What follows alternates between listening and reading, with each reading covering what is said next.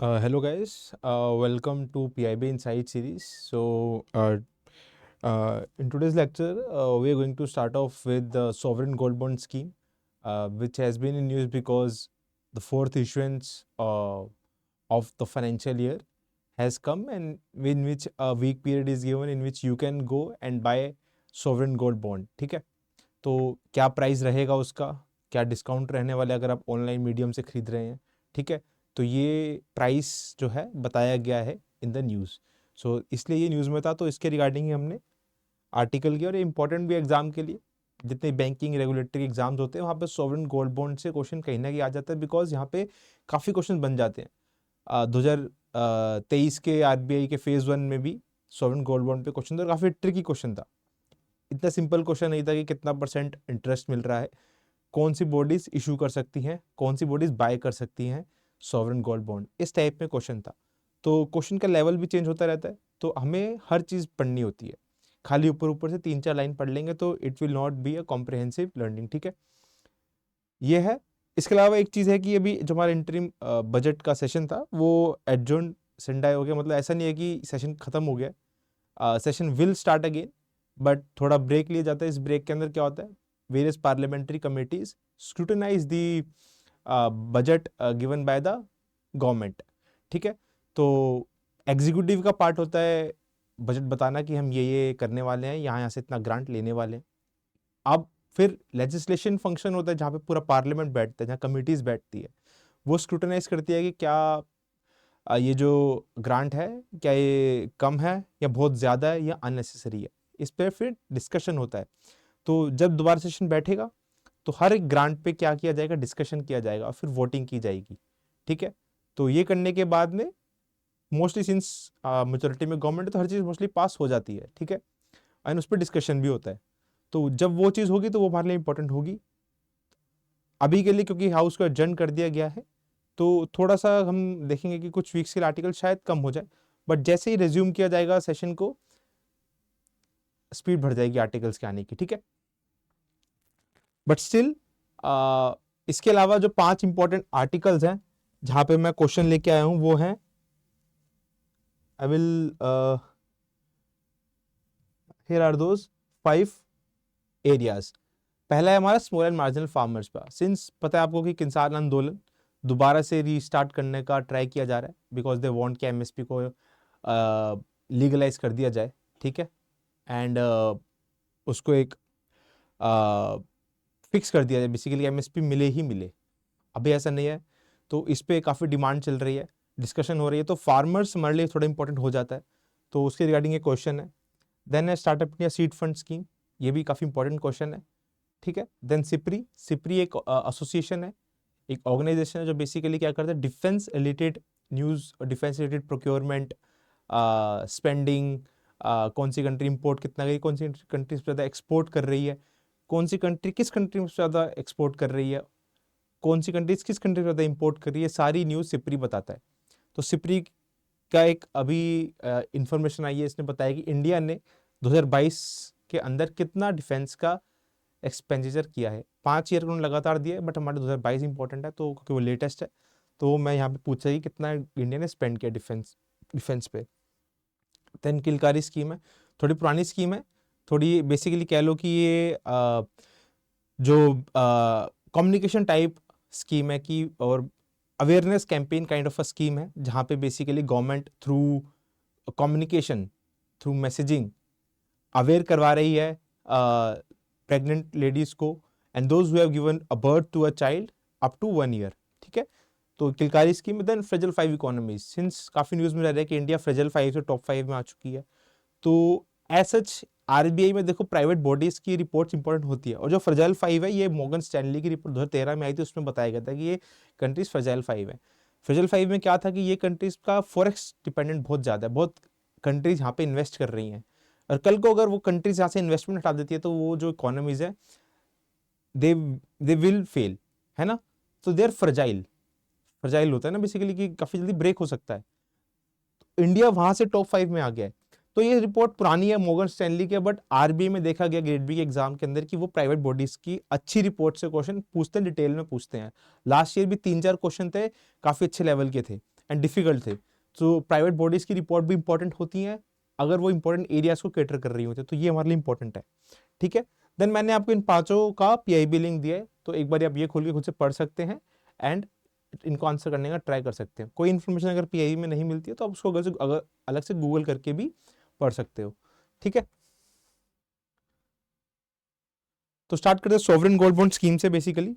सो ये है न्यूज का पार्ट बेसिकली कि इतना ज्यादा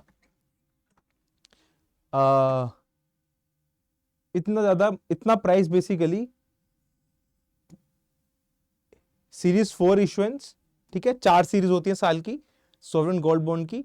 तो जो सीरीज 4 है उसके अंदर क्या प्राइस है 6263। ये प्राइस ऐसे हमारे लिए इंपॉर्टेंट नहीं है आरबीआई एग्जाम के लिए, आरबीआई एग्जाम भी दूर है एंड ये चेंज होता रहता है। बट द इंपॉर्टेंट थिंग ये है कि अगर आप ऑनलाइन ले रहे हो सॉवरेन गोल्ड बॉन्ड को तो वो कितने रुपए का डिस्काउंट मिल रहा है पर ग्राम पे, वो मिलता है अराउंड 50 रुपीज। ठीक है, तो ये हमारे लिए इंपॉर्टेंट है, ये आपको ध्यान में रखना है। ठीक है, तो ये आपको ध्यान में रखना है। तो 50 रुपए हटाने के बाद कितना हो जाएगा पर ग्राम, ₹6213 पर ग्राम। ठीक है, अब मैं इसका बताऊंगा सॉवरेन गोल्ड बॉन्ड का कॉन्सेप्ट है क्या, और ये आरबीआई ने दिया इन्फॉर्मेशन, तो इसलिए सॉवरेन गोल्ड बॉन्ड हमारे लिए इंपॉर्टेंट हो जाता है। अब क्यों इंपॉर्टेंट है हमारे सॉवरेन गोल्ड बॉन्ड, आगे जब मैं इसके कॉन्सेप्ट की बात करूंगा विल डिस्कस, बट उससे पहले कुछ चीजें हमें समझनी है, कुछ कंफ्यूजन दूर करनी है। कंफ्यूजन ये है कि what is the difference between gold ETF, gold monetisation, sovereign gold bond. ठीक है, सो काफी बार जब सुनते होगे आप कंफ्यूज हो जाते होगे कि इनमें डिफरेंस क्या है। एक एक करके बात करते हैं। पहले बात करते हैं गोल्ड ईटीएफ की। गोल्ड ईटीएफ में क्या हो रहा है, आप गोल्ड ले रहे हो बट आपके पास फिजिकली गोल्ड नहीं है। ठीक है, बट आपके भी हाफ पे कोई फिजिकली गोल्ड खरीद रहा है। जिस एक्सचेंज पे आप गोल्ड ले रहे हो वो एक्सचेंज आपके भी हाफ पे वो गोल्ड लेके आ रहा है। ठीक है, तो आप पे क्या है, आपको सिक्योरिटी की टेंशन नहीं है, गोल्ड को ज्वेलरी वगैरह में नहीं कन्वर्ट करना, आपको बस उसके प्राइस से फर्क पड़ता है। ठीक है, तो और आपको उसकी सिक्योरिटी से बताया कोई इशू नहीं है, वरना अगर आप गोल्ड खुद से खरीदते हो तो आपको उसको सिक्योर करने के लिए भी प्रोटेक्शन देनी पड़ती है, आप उसको कहीं भी लेके नहीं जा सकते हो, you have to secure it, वो टेंशन आपकी चली जाती है। ठीक है, plus those who only want to invest in gold for the purpose of trading और मार्केट एप्रिसिएशन, ज्वेलरी जिनको नहीं चाहिए तो वो अक्सर गोल्ड ईटीएफ में इन्वेस्ट करते हैं। ठीक है, तो ये गोल्ड ईटीएफ, यहाँ पे क्या है, गोल्ड खरीदा जा रहा है बट कौन खरीद रहा है, कस्टमर के बिहाफ पे एक एक्सचेंज जो है जहां पे जाके उसने गोल्ड ईटीएफ खरीदा है वो एक्सचेंज खरीद रहा है गोल्ड। गोल्ड मोनेटाइजेशन क्या है, गोल्ड मोनेटाइजेशन में बेसिकली क्या हो रहा है कि आप पे जो गोल्ड पड़ा है, ठीक है, आपको लग रहा है मेरे को ये गोल्ड की जरूरत नहीं है, मैंने एक बार शादी में पहन लिया, अब मेरे को 3-4 साल तक इसकी जरूरत नहीं है, मैं इसको दे देता हूँ किसी को। बट किसको दोगे, जिसको जरूरत होगी, किसको जरूरत होती है, ज्वेलर्स को जरूरत होती है। ज्वेलर्स या तो इंपोर्टेड ले सकते हैं या फिर आपसे ले सकते हैं, बट ये जो चैनल है आप डायरेक्टली ज्वेलर को देने की बजाय आप बैंक जाते हैं, बैंक में जाके गोल्ड जमा करवाते हैं एंड बैंक वो गोल्ड आगे ज्वेलर्स को दे देता है और फिर ज्वेलर उसको मेल्ट करके जिस फॉर्म में उसको बनाना है वो बना लेता है। यहाँ पे क्या हो रहा है, गोल्ड का इंपोर्ट कम हो रहा है, मतलब ज्वेलर्स को गोल्ड चाहिए मार्केट में बेचने के लिए गोल्ड को, वो इंपोर्ट करने के बजाय जो आइडल गोल्ड हम सबके पास पड़ा है वो उसकी आस करता है, तो आप बैंक के थ्रू वो उसको प्रोवाइड कर सकते हो, तो कहीं ना कहीं इंपोर्ट कम हो रहा है यहाँ पे। अब आप पूछोगे जो आपने गोल्ड दिया वापस मांगोगे, आपको उस फॉर्म में नहीं मिलेगा, आपको फ्यूचर में मिल सकता है कि बार के फॉर्म में मिल जाए या फिर अब कैश के फॉर्म में मिल जाए। प्लस यहाँ पे आपको अगर आपने गोल्ड बैंक में दिया तो आपको इंटरेस्ट जरूर मिलेगा उस अमाउंट पे। ठीक है, तो ये बेनिफिट रहता है गोल्ड मोनेटाइजेशन स्कीम, नाम से पता लग रहा है कि जो गोल्ड पड़ा है हमारे पास उसको मोनेटाइज करवाया जाए।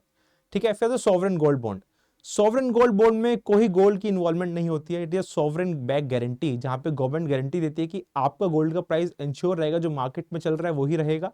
ठीक है, प्लस हम आपको, आपने जो इन्वेस्ट किया उस पर आपको इंटरेस्ट भी पे करेंगे, कितना करेंगे, 2.5% का करेंगे। तो इन तीनों में मेजर डिफरेंस क्या है, मेरा डिफरेंस ये है कि गोल्ड ईटीएफ में गोल्ड इंपोर्ट्स कम नहीं हो रहे हैं, गोल्ड मोनेटाइजेशन में गोल्ड इंपोर्ट्स कम हो रहे हैं, सॉवरेन गोल्ड बॉन्ड में भी इंपोर्ट्स कम हो रहे हैं। तो कल को फ्यूचर में क्वेश्चन आता है कि with the help of gold ETF India will reduce its gold imports, तो उसका आंसर होगा no, it will not, still we have to import the gold, because ultimately exchange के पास तो गोल्ड रहेगा ही रहेगा। ठीक है, बट गोल्ड मोनेटाइजेशन हो गया या सॉवरेन गोल्ड बॉन्ड हो गया, ये हेल्प करता है हमारे गोल्ड इंपोर्ट्स को कम करने की। अब हम क्यों बात करें गोल्ड इंपोर्ट एक्सपोर्ट कितनी ज्यादा, because India is the second largest consumer of gold. ठीक है, एंड मैं क्यों कह रहा हूँ, बिकॉज हम इंपोर्ट भी सेकंड लार्जेस्ट हैं. I would say we are the largest consumer of the gold and second largest importer of the gold after China.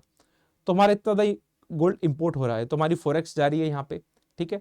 तो ये एक इशू है. तो इसको कैटर करने के लिए हमने क्या है, सॉवरेन गोल्ड बॉन्ड लेके आए हैं कि आप क्या करोगे, गवर्नमेंट आपको जो गोल्ड का प्राइस रहेगा फ्यूचर में वही प्राइस पे आपको बॉन्ड वापस कर देगी, प्लस उस पर आपको इंटरेस्ट भी मिलेगा. कितना मिलेगा, 2.5% पर एनम मिलेगा. अभी आपके पास गोल्ड आप कुछ इंटरेस्ट मिलता है, उस पर नहीं मिलता है ना. तो ये एक बेनिफिट है सॉवरेन गोल्ड बॉन्ड का. ठीक है, ये हो गया. अब इसके बाद लास्ट ईयर ही एक हमारा international India first international bullion exchange खुला है. इसके पीछे कॉन्सेप्ट क्या है मैं ये बताऊंगा आपको. और ये कहाँ खुला है, ये गिफ्ट सिटी में खुला है. अब इसके पीछे कॉन्सेप्ट क्या है, अभी क्या होता है कि अगर किसी को गोल्ड इंपोर्ट करवाना होता है, वो खुद से इंपोर्ट नहीं करवा सकता है.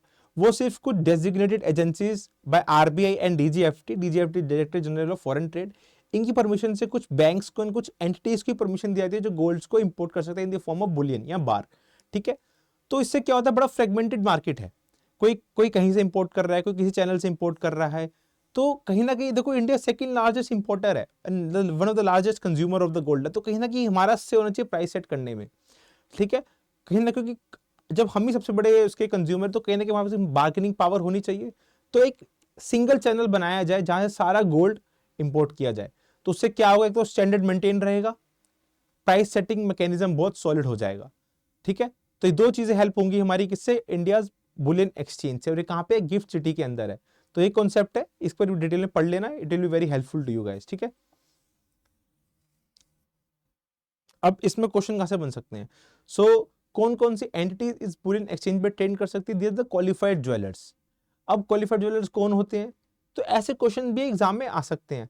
तो जब हम फ्यूचर में कभी डिटेल में बात करेंगे, तो संपूर्ण हो गया या फिर हमारे क्वेश्चन होते हैं जो प्रैक्टिस में प्रोवाइड करते हैं, वहां पे हम ऐसी जो नीश चीजें हैं जिनके एग्जाम्स में आने के चांसेस ज्यादा रहते हैं, वो जरूर कवर करते हैं. ठीक है, अब हम बात करें सॉवरेन गोल्ड बॉन्ड की.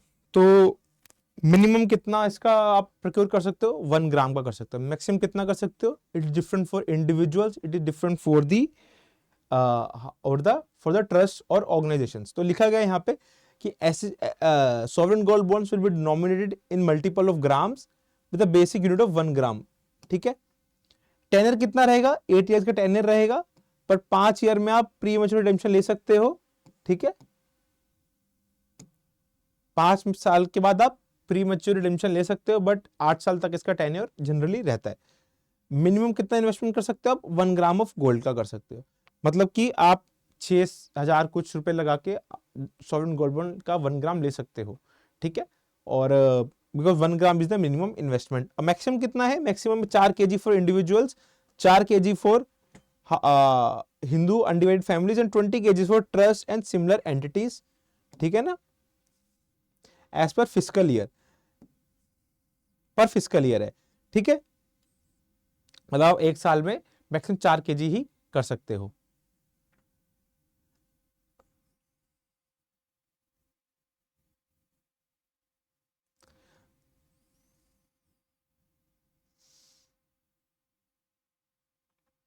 ठीक है, अब जो सीलिंग है ये ऐसा नहीं है कि सिर्फ आप प्राइमरी मार्केट से ले रहे हो. अगर आप, सिंस जो सॉवरेन गोल्ड बॉन्ड से मार्केट में ट्रेड भी किए जा सकते हैं, अल्टीमेटली बॉन्ड है तो मार्केट में इसको ट्रेड भी कर सकते हो आप. तो अगर आप सेकेंडरी मार्केट से भी बॉन्ड खरीद रहे हो तो वो भी आपका सेलिंग में काउंट किया जाएगा. तो ये चीज यहाँ पे लिखी गई है. ठीक है, in case of joint holding the investment limit of 4 kg will be applied to the first applicant only. ठीक है,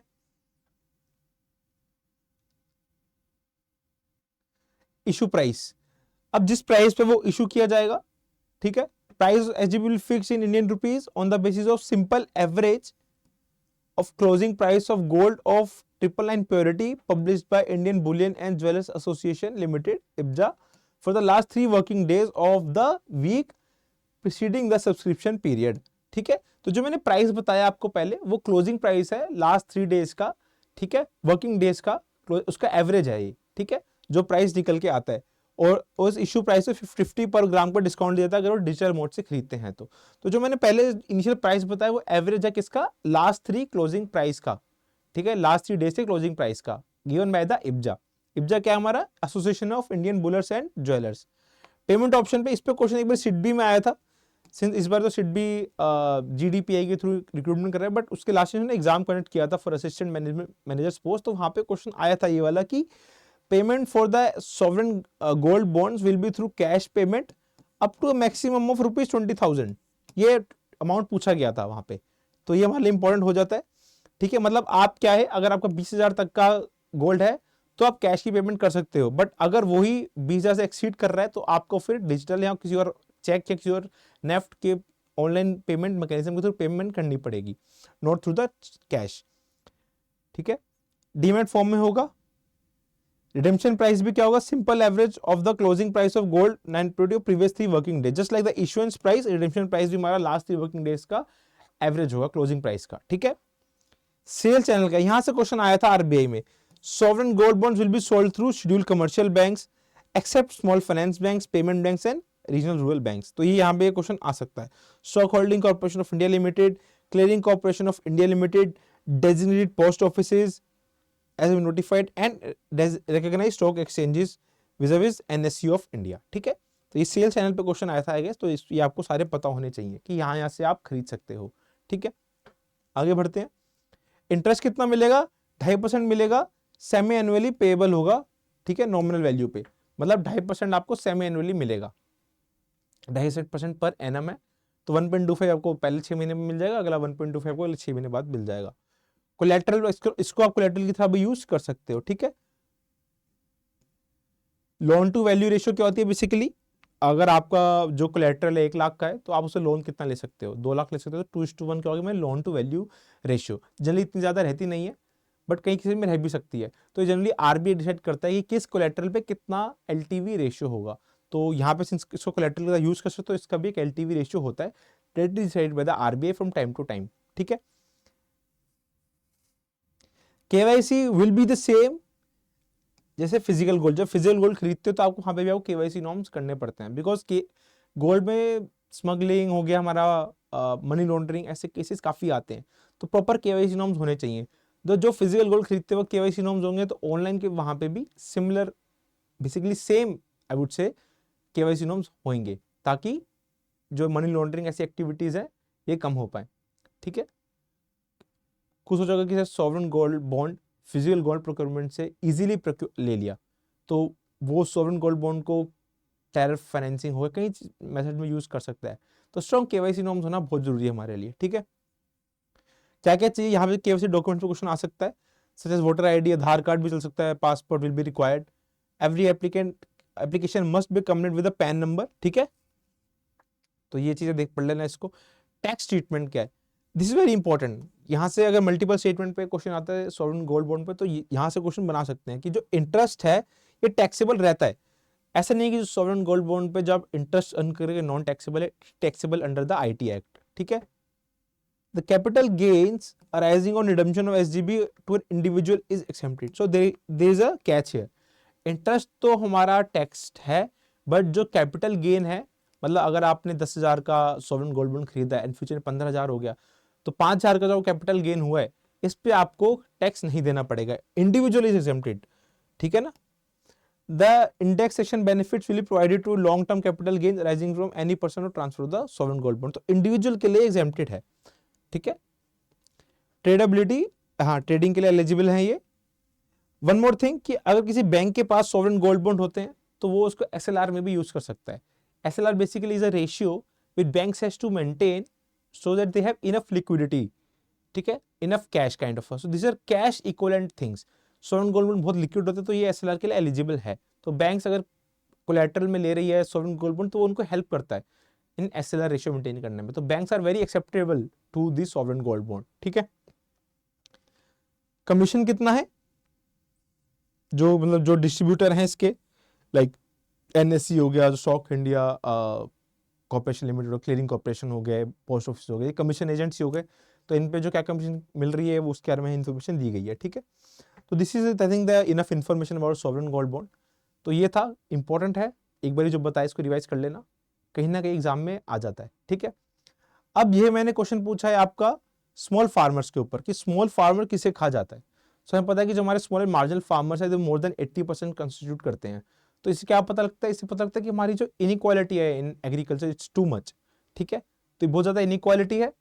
अब क्वेश्चन यहाँ पे यह है कि स्मॉल फार्मर कौन होता है, जिसमें कितना लैंड होता है, अप टू 2 हेक्टेयर होता है, अप टू 1 हेक्टेयर होता है, अप टू 3 होता है, 2.5 अप टू 0.5। तो आपको इसका आंसर करना है, बहुत इंपॉर्टेंट क्वेश्चन है। मैं क्यों बोलूँ, क्योंकि फार्मिंग न्यूज में चल रहा है, नाबार्ड में भी आ सकता है ये क्वेश्चन, नाबार्ड में तो लो आ ही सकता है, वो तो उसके लिए तो ये नो ब्रेनर का है, ये तो पढ़ना ही पढ़ना है। आरबी में भी आ सकता है, क्यों, क्योंकि ये लिंक्ड है, किससे लिंक्ड है, इससे, किसान मानधन योजना से। तो this is for the small and marginal farmers, तो कहीं ना कहीं लिंक्ड है चीजें, ठीक है। अब ये फाइनेंस हो गया, बट फार्मर्स को फाइनेंस दिया जा रहा है, केसीसी हो गया, किसान क्रेडिट कार्ड हो गया, it related to farmers, but RBI का भी बहुत बड़ा रोल है वहां पे, तो हम सेपरेट नहीं कर सकते। तो दिस क्वेश्चन इज इंपॉर्टेंट, इसको आंसर करना है आपको। एक जो मैंने इन्फॉर्मेशन बताई कि जो हमारे स्मॉल एंड मार्जिनल फार्मर्स है, दे constitute around 86% of total farmers, and इससे क्या मतलब कि फ्रेगमेंटेशन ऑफ लैंड होल्डिंग बहुत ज्यादा है, इनइक्वालिटी बहुत ज्यादा है, बार्गेनिंग पावर कम है, इकोनॉमीज ऑफ स्केल कम है, तो हमारी कॉस्ट ऑफ प्रोडक्शन अक्सर बढ़ जाती है, ठीक है। अगर कोई आदमी 1 एकड़ के लिए ग्रो कर रहा है, वही अगर 10 एकड़ के लिए ग्रो करे, तो पर लैंड जो कॉस्ट आ रही है इनपुट्स की, वो कम हो जाती है इकोनॉमी ऑफ स्केल के कारण, ठीक है। तो वो नहीं अचीव हो पाता, तो हमारी प्रोडक्शन बढ़ जाती है, वो प्रोडक्शन कॉस्ट बढ़ जाती है, और इससे इन्फ्लेशन होती है, ठीक है। तो ये आपको बताना है आंसर, इंपॉर्टेंट क्वेश्चन है ये। अगला हमारा स्टार्टअप इंडिया सीड फंड को लेके, ठीक है, तो न्यूज में था हमारा, अगेन इंपॉर्टेंट क्वेश्चन है। पहली स्टेटमेंट है कि ये फाइनेंशियल असिस्टेंस प्रोवाइड कर रहा है for commercialisation accept in case of proof of concept. मतलब ये कहना चाहता है कि अगर किसी स्टार्टअप पे कुछ सिर्फ प्रूफ ऑफ कॉन्सेप्ट है, but they are not market ready yet, they are not they have not made the product yet, but they have the proof of concept only, तो क्या उनको भी हमें सीड फंड के अंदर फंडिंग दे ना दे। तो पहली स्टेटमेंट ये बता रही है। सेकंड है कि जो कौन सी कमेटी इवेल्युएट कर रही है इसको, कि किसको कितना फंड जाना चाहिए, कौन स्टार्टअप को सिलेक्ट करना है, ठीक है। थर्ड, कि कब से ऑपरेशनलाइज हो गई थी ये स्कीम, ठीक है, इसमें आपको करेक्ट बताना है, ठीक है, ध्यान रखना इसको। देन सिप्री यानी Stockholm International Peace Research Institute की रिपोर्ट आई थी, तो उसमें बताया गया था कि इंडिया कितना इंपोर्ट करता है, एक्सपोर्ट करता है, कितना प्रोडक्शन कर रहा है, कितना स्पेंड कर रहा है। तो स्पेंडिंग पे ही क्वेश्चन है कि 2022 के अंदर इंडिया ने कितना मिलिट्री पे स्पेंड किया है, तो ये फिगर है, इंपॉर्टेंट है हमारे यहाँ पे। अब यहाँ पे कंफ्यूज होते हो क्या 1 लाख करोड़ से ज्यादा हम पहुंच गए हैं मिलिट्री स्पेंडिंग में, डिफेंस एक्सपेंडिचर में, तो मैं बताता हूँ कि नहीं, ये आंसर नहीं है, 1 लाख के ऊपर हम नहीं पहुंचे हैं, इन चारों में ही आंसर है। तो बताना है क्या है, टफ है, बिना देखे नहीं होगा, गैस भी नहीं कर सकते, कुछ नहीं कर सकते, तो एक बारी पीआईबी की लिंक खोलना, चेक करना वहां पे क्या है, कमेंट सेक्शन में कमेंट करना, ठीक है। नाउ किलकारी स्कीम, अगेन थोड़ा सा डिटेल में क्वेश्चन आए। पहली स्टेटमेंट है कि it is an video based service, मतलब कि हम वीडियो के वे में कम्युनिकेट करवा रहे हैं किसको, जो हमारे वुमेन है, जो प्रेग्नेंट वुमेन है, या फिर जो have given birth to a newborn child, उनको हम क्या करवा रहे हैं, उनको कम्युनिकेट करवा रहे हैं थ्रू वीडियो मैसेजिंग। क्या है, Kilkari delivers free daily level पे ये वीडियो मैसेज जा रहा है उनके पास about pregnancy, child birth and child care. अभी मैसेजिंग कब स्टार्ट होती है, it starts in second trimester of pregnancy and continues until the child is 1 year old. तो इसमें से बताना है आपको क्या सही है, ठीक है, सॉरी क्या गलत है, ठीक है, which of the following is incorrect. Fifth is the fragile 5 में कौन सी कंट्रीज नहीं है, ठीक है, so which among the following was not the part of fragile 5 economies. तो वो बताना इसमें से कौन सी कंट्री फ्रजाइल 5 का पार्ट नहीं है। फ्रजाइल 5 ऑलरेडी बता चुका हूं कि क्या है, फ्रजाइल 5 वो कंट्रीज है, वो इकोनॉमीज हैं जो बेसिकली फॉरेक्स पे बहुत डिपेंडेंट है, फॉरेन इन्वेस्टमेंट पे बहुत डिपेंडेंट है, एंड वल्नरेबल है। अगर कल को इन्वेस्टमेंट कम हो जाती है, खींच लेते हैं बाकी कंट्रीज इन्वेस्टमेंट, तो वो countries economy will not grow at a pace required, ठीक है। तो बताने कौन सी कंट्री फ्रजाइल 5 में नहीं थी। इंडिया थी, तो मैंने बता दिया भाई कि इंडिया तो थी, तो इंडिया तो थी, बाकी इसमें से कौन सी कंट्री नहीं है, ठीक है। अब मैंने इन क्वेश्चंस की लिंक आपको दी है, एक बारी खोलना, पढ़ना इनके बारे में। जरूरी नहीं कि यहाँ से आपको क्वेश्चन का आंसर मिल जाए, बट बाकी काफी चीजें यहाँ पे पता लगेंगी, ठीक है। जब आप ये आर्टिकल खोलोगे तो यहाँ पे आपको गवर्नमेंट ने क्या क्या स्टेप्स लिए हैं towards increasing the income of farmers, वो सबकी डिटेल भी आ जाएगी। तो just read it and try to answer all the 5 questions in the comment section. So all the best guys and keep studying.